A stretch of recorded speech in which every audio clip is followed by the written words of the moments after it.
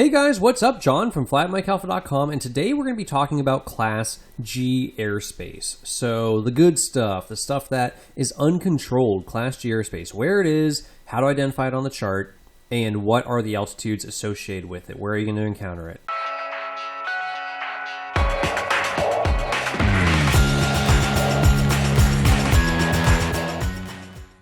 So Class G airspace, think about G in ground, right? Class G airspace is near the ground.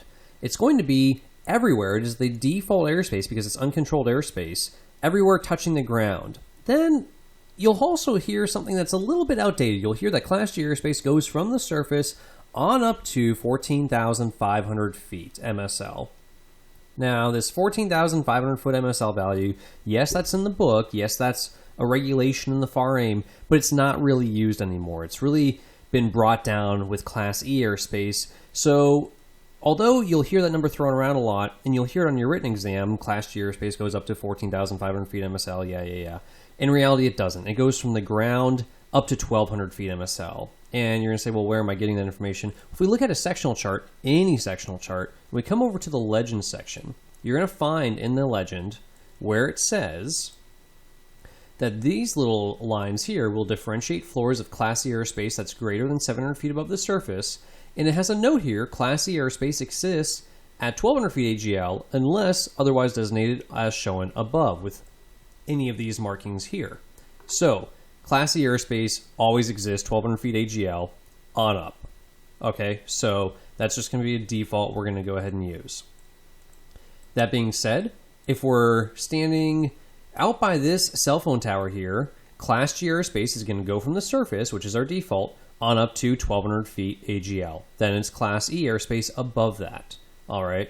Now, if we come over here, we have this magenta vignette. This denotes Class E airspace that is not starting at 1,200 feet MSL, or AGL rather. So if we look over here at our little legend here, Class E airspace with a floor 700 feet above surface that laterally abuts Class G airspace. Great. So, or Class E airspace with floor 700 feet above surface that laterally abuts 1,200 foot or higher Class E airspace. Same exact thing. They have it twice, but it really means the same thing here. So, when we look at Venice Airport, what we see is Class G airspace, like we said, out by the antenna, from the surface on up to 1,200 feet.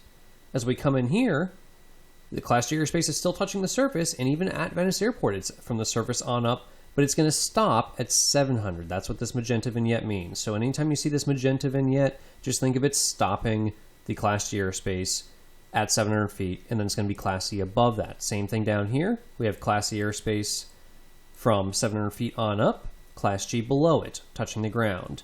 Everywhere out in here, Class G airspace from the surface up to 1,200 feet AGL. There's no other airspace denoting that it's different.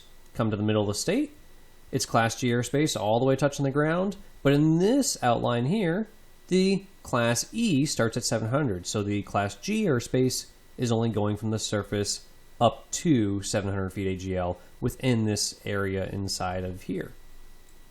Now, not to complicate the situation, if that's all you understand about Class G airspace, you're in really good shape. You'll be just fine.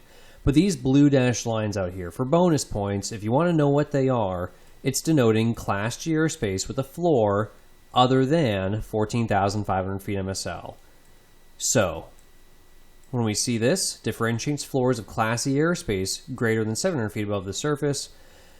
That's a complicated way of saying that it's really Class G airspace is being allowed to come up.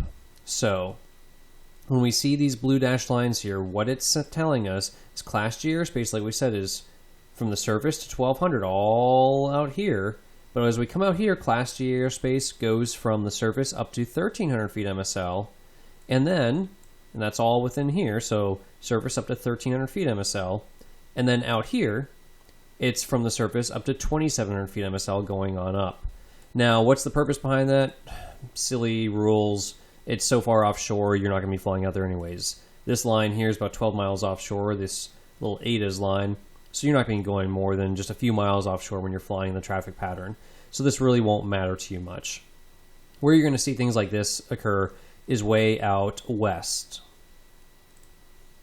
So way out west here in the middle of nowhere, we do have Class G airspace that goes up to 9,000 feet MSL. Mind you, that's not a lot of Class G airspace because you have the surface is pretty high out there too. The surface is actually 6,758 feet out there, and even higher. So, although there are a few areas where Class G airspace still goes higher than 1,200 feet AGL over the continental U.S., it's really few and far between. You got to go way far out west to find it, where it's really not busy. And the purpose of that is just to give people uncontrolled airspace where they can hop into and go do silly things.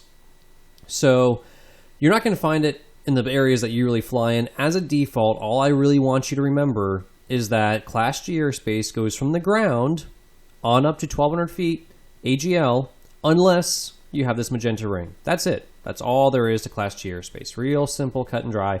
Just remember those things. You'll be fine. So hopefully you guys found that helpful. Make sure you give us a thumbs up on our video. Subscribe to our channel. Keep up with our latest episodes as they come out. If you have any questions at all, leave them in the comments below. We'd be more than happy to answer them. Make sure you check out our website, fly8mikealpha.com. Sign up for some of our free online courses, earn certificates, earn points, earn free gear, all on that website just for studying and being a good pilot. As always, guys, if you cannot fly every day, then fly at mikealpha.com. We will see y'all next time.